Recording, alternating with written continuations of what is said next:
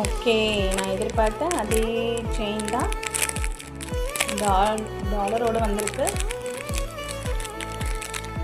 பார்க்கும்போதே ரொம்ப அழகாக இருக்குது.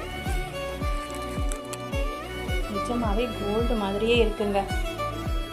சரண்யா கலெக்ஷன்ஸ்க்கு ரொம்ப நன்றி.